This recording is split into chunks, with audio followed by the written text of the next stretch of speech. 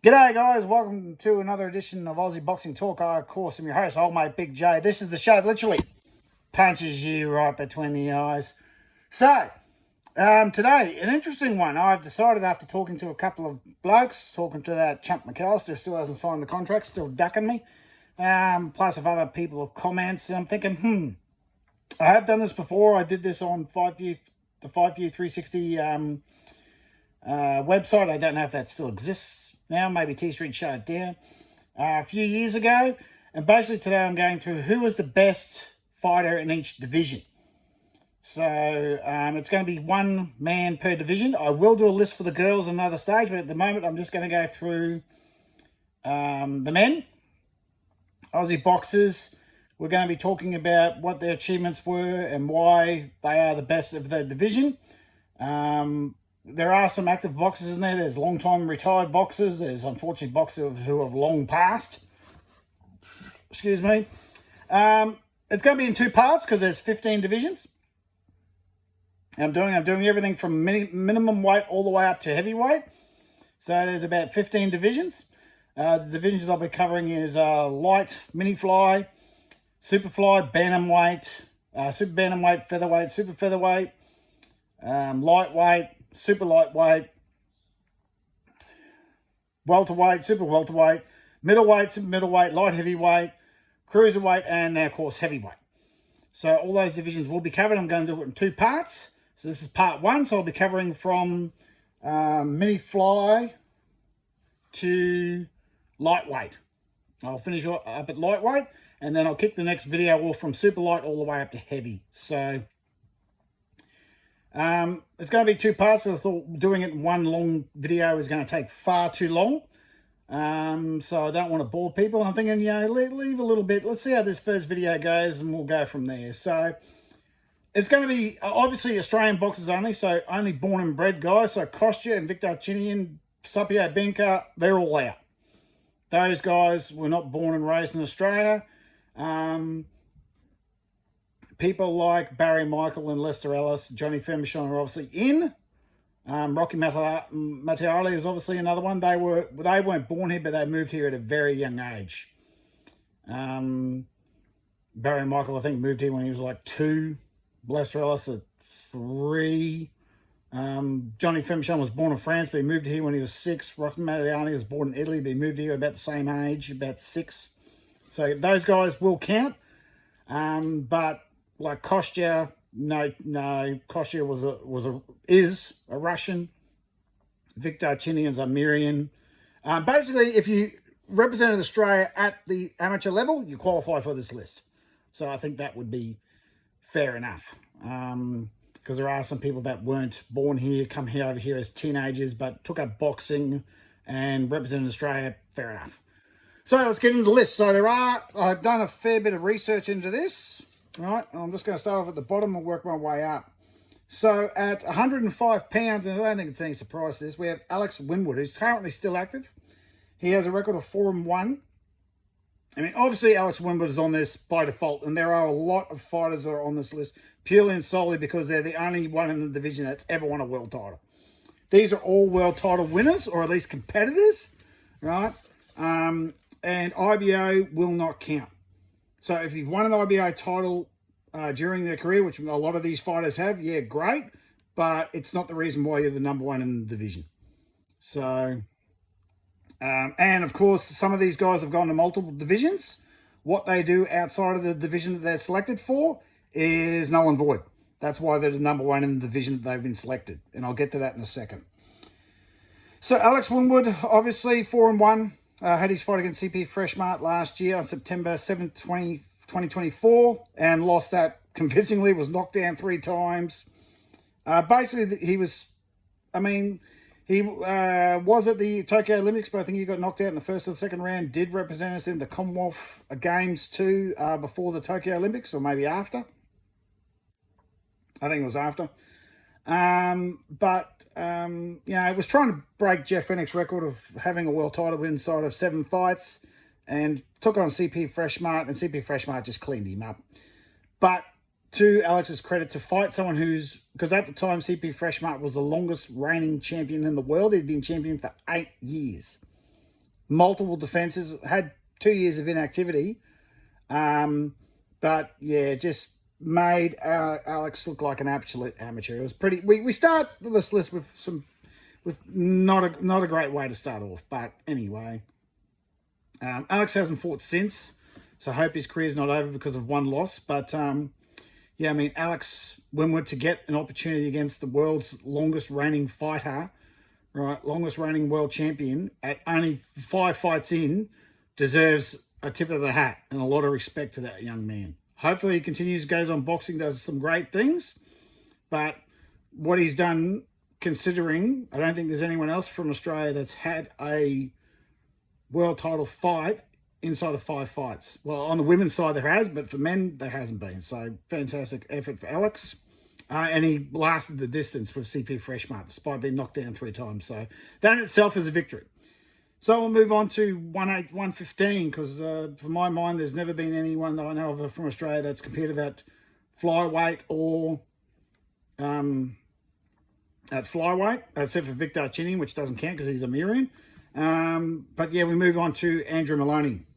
So Andrew Maloney was the WBA regular 115-pound champion. He actually got the belt after he defeated Elton Tahari on the 15th of November 2019 for the vacant WBA interim title, and then was promoted to the full regular belt.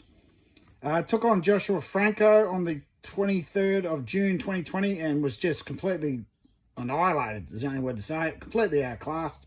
You know, I think Andrew suffered a broken eye socket and 2 perforated eardrums or something like that, but he was beat up pretty badly. And then the rematch on November 14th, 2020 was the most controversial thing that's happened in boxing since Jeff Fenech got screwed over Azumi Nelson #1. Absolutely shocking. That, like, they made the NRL bloody fourth ref, or whatever, the TV ref, or whatever, I can't even remember what the hell they call it now, because I don't watch NRL that much these days. The video ref looked like a professional. Oh my God, they changed that. They looked at that video half an hour, looking for a headbutt that wasn't there. Oh, it was disgusting. Go back and watch it. It was an absolute joke of a fight. But anyway, that was declared a no contest, and Andrew went on to have the rubber match in August of 2021. And again, he was pretty convincingly beaten by Joshua Franco. Then fought Junto Nakatani in 20th of May 2023 and was absolutely obliterated, almost decapitated by Junto Nakatani in that 12th round. But still, and then fought, what was the Mexican fella's name? Pedro Garcia or someone like that. Anyway, fought on the undercard to George Kambosos Jr., Vasily Lomachenko for the WBC interim belt against the Mexican fella. Unfortunately, didn't get the win. I thought he won that fight, but he didn't get the win. But Andrew Maloney, an absolute warrior, take on all comers. You know, fought the best in the division. Well, besides Estrada and I can't remember the other fella's name. You know, Andrew Maloney, easily the best 115er we've ever had. All right, so moving up to bantamweight, so 118 pounds. This should be no surprise to anyone that knows their boxing history. Lionel Rose, the undisputed champion, in 1968, travelled to Japan to defeat Fighting Harada, who was then pretty much the Inoue of the day. All right, defeated Fighting Harada in February 1968 in a 15-round decision to win the WBC, WBA, and Ring Magazine bantamweight titles to become the undisputed bantamweight champion. So since Lionel Rose, there has never been an undisputed champion for Australia for men. For women there has, but for men there hasn't been. Right. So, he defeated Fighting Harada, had 3 defenses. One actually in the States. He defended his belt in the States, I think in 1969, and then lost it to Ruben Alvarez, 22nd of August 1969. I think Lionel did have another fight for super featherweight title, but that doesn't matter. We're only talking about one division at the moment. So Lionel Rose, without doubt, and I think because of the passing of time, people forget what Lionel Rose actually pulled off. You know, a fantastic achievement, beat the Inoue of the day, come back to Australia with 100,000 people waiting for him at Melbourne Airport. 100,000 people, and was declared Australian of the Year for 1969. Now, name me a boxer that's been declared Australian of the Year since. Pretty sure that's never happened since. So, a lot of people say, oh, what about Jeff Fenech? Jeff Fenech didn't fly overseas and beat the number one fighter from Japan in his home country. So, yeah, I think Lionel Rose, and I think Jeff would agree that Lionel Rose achieved far more than Jeff Fenech ever did at bantamweight. At bantamweight. Speaking of Jeff Fenech, super bantamweight. WBC super bantamweight title.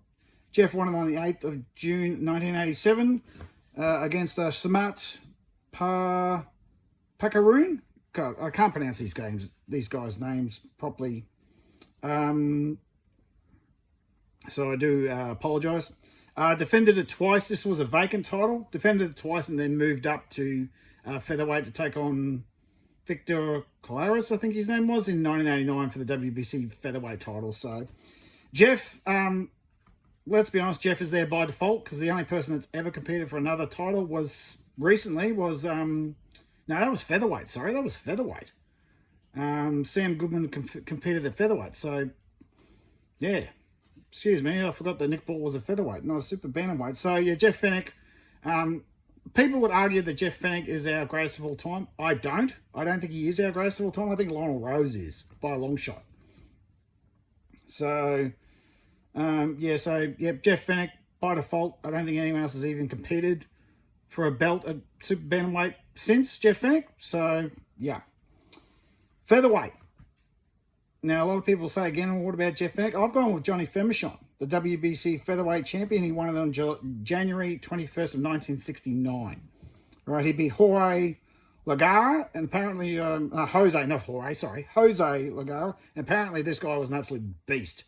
Those people who are older, I mean, I'm only 43, those people who are older than me, who are in their 50s and 60s, would probably remember this fight, and yep, he was an absolute beast of a man. Johnny actually defended the title twice against Fighting Harada in Japan. So not only did Lionel Rose beat him, Johnny Femichon beat him again, and then he lost it in Rome in 1972. So Johnny Femichon held it for about almost 3 years, and lost it in Rome in 1972. So yeah, Johnny Femichon was a fantastic fighter. I think he retired by the time he was like 25. After he lost the belt, he just retired. But go back and watch some tape on Johnny Femichon. Absolutely phenomenal boxer and one of our best featherweights ever. Featherweights. Oh, sorry, I forgot honourable mentions. For bantamweight, obviously Jeff Fenech and Jason Maloney. Jeff obviously won the IBF bantamweight title back in 1985. Jason won the vacant WBO bantamweight title, I think it was 2023. Yeah, it was 2023. Honourable mentions for featherweight. Billy Dibb, who was a IBF featherweight title holder. I think he reigned from 2011 to 2013. And of course, Sam Goodman had his crack against Nick Ball just recently, so Sam Goodman should get a mention. But easily, Johnny Femichon, the best ever featherweight we've ever had. Right, moving on to our most successful division of all time, which male or female, I'm pretty sure, 130. And there's a lot of contenders here. There's Lester Ellis, there's Grace. I think Grace Sinclair's South African, but there's Robbie Peden. But there's no doubt in my mind, I think a lot of people would agree that Barry Michael is our best ever super featherweight. Now, he fought Lester Ellis in July 12th, 1985, and what people still would say was the best all-time Aussie fight. 15-round fight. Barry was the aging veteran at 30. Lester was a young champion at 20, and it was a tit-for-tat fight. It was an absolute brutal. Some people still say to this day it's one of the best fights I've ever seen. Lionel Rose was there. Joe Bugner was in commentary. So, pretty much this is what the 1985 until 2022, 1985 was probably the biggest year for Australian boxing. Jeff won his first title, Lester won his title, and then this fight happened. It all happened within the space of 5 months. So, absolutely fantastic fight. Resurged Barry Michael's career, went on for another couple of years. Barry Michael would end up having 3 defenses of his belt. And in his third defense, Fourth defence, sorry, he lost it to Lockie Lockridge in 1987 in England. So I don't think there's any doubt that Barry Michael is the number one super featherweight. Robbie Peden only held the belt. I think it was a vacant title, then lost it as quickly as he won it. Lester Ellis, the same, he won it off the inaugural champion, defended it once, and then lost it to Barry Michael, which a lot of people thought that Lester should have won that fight. A lot of people still argue to this day that Lester won that fight. I've seen it. I gave it to Barry. So I gave the fight to Barry. So, I mean, and I've had the privilege of talking to Barry Michael plenty of times for T-Street Controversy and meeting him in person 3 or 4 times. So what a pleasure it is to meet Barry Michael. He's an absolute gentleman and a pleasure to be around. And so to wrap up this video, we moved to lightweight. And is there any real... I mean, if you can't think of who this band's going to be, then there's something wrong. I mean, George Kambosos Jr., right? George Kambosos Jr., absolutely the number one lightweight this country's ever seen, right? Lightweight fighter. And yes, it was Michael Katsidias who won, I think, the WBO interim title, but he took on Juan Marquez, got beat. Jeff Fenech won, took on Philip Holiday, got destroyed in 2 rounds in 1906, and that was the end of him. But considering what George Kambosos did against Teofimo Lopez on the 27th of November 2021, easily is one of the biggest wins of all time. I put it top 4. He beat Lopez convincingly. I think it was, 7 rounds to 5. Got the knockdown in the first round, continued to beat up Lopez, and Lopez knocked him back down in round 10. George got up and won the last 2 rounds to secure the fight. Won the IBF, WBO, WBA Super, and Ring magazines. Yes, it was a WBC franchise belt, but I don't consider that a belt. Some people say he's undisputed. I say no, he never was, because he never beat Devin Haney. Then he fought Devin Haney. To his credit, he could have taken a lot of easier defenses, but he fought Devin Haney on 5th of June 2022, which I had the privilege of going to, and he lost that fight 10 rounds to 2. Like, Devin Haney really carved him up. The 16th of October of that same year, again, I got to see the fight, and yeah, he didn't really do much better, but 9 rounds to 3. The following year in 2023, he fought Maxie Hughes to win the IBA title, which a lot of people thought, including myself, that was a gift win, which got him the fight with Lomachenko on the 12th of May last year, which I had the privilege of going to over in Perth. So it's not just who George beat, it's who he fought. He defended it against, an undisputed title fight against Haney, then went back and had another crack, fought Maxie Hughes, and then fought Loma. I mean, what an absolute resume. I mean, there's not too many people that could challenge George Kambosos' resume for who he's fought, because Lopez is a top 10 pound-for-pound fighter. Devin Haney certainly was, and so is Loma.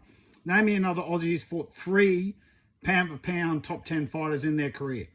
A couple have fought 2, but name me one who's fought 3. So you'd have to argue that, maybe with the exception of Daniel Gill, because he fought Triple G, is that George Kambosos Jr. has the best resume for people that he's fought of all time. So, be that what you may, I mean, that's part 1. I'm going to leave it there because there's still, plenty of other stuff to go. There's plenty of other big wins.